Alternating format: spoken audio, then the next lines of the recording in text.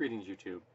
One of the things I encounter on a regular basis are vocabulary police. These are people who have decided that they can choose or demand that you use or don't use specific words or prefixes or suffixes in the English language. And you see this when discussions of pansexuality occur or polyamory. One of the subscribers I have here gets really upset with the word polyamory. Not with the concept, not with the fact that people can have open relationships, no, with the wording, because it should be, I believe it should be omniamory or polyphilia, but they've conflated both Latin and Greek, and it bugs him. I can understand that. It irritates me to no end that people call the basketball team the Celtics when it should be pronounced Celtic or the Celts, but that's what it is. And they really get their panties in a bunch when the words trans and cis are attached to the words gender, so transgender or cisgender.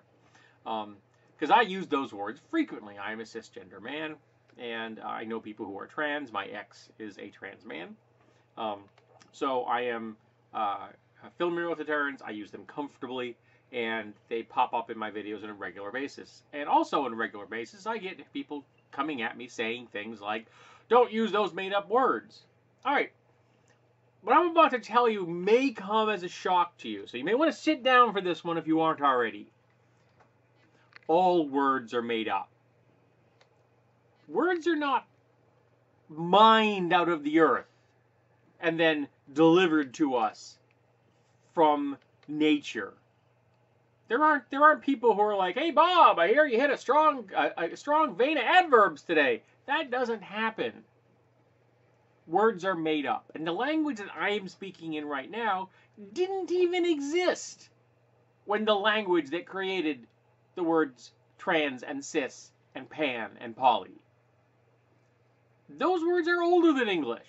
So if you want to look at credentials, you could say that English is a made-up language in comparison to both Latin and Greek.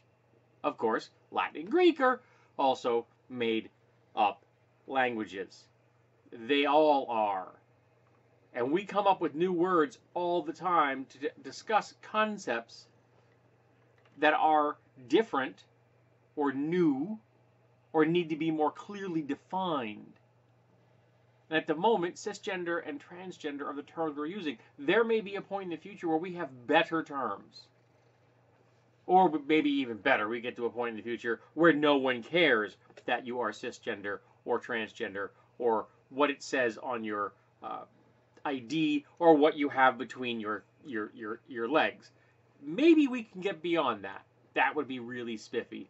And people could just talk to people as people and could just be attracted to people as people. Wouldn't that be grand? But the whole made-up word thing is just absurd because they're all made up. And cis and trans are real words, and they're really old. So no one made them up in the last 20 years. It's just that now we are discussing things far more openly that we used to not discuss. There have always been trans people. Always.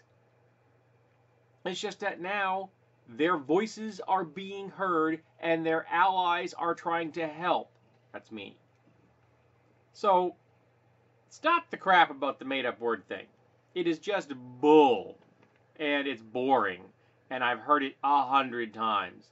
So, why don't you just accept trans people for who they are and accept the fact that cisgender describes people who are not trans. It's not that complex. Really, I promise you, it isn't.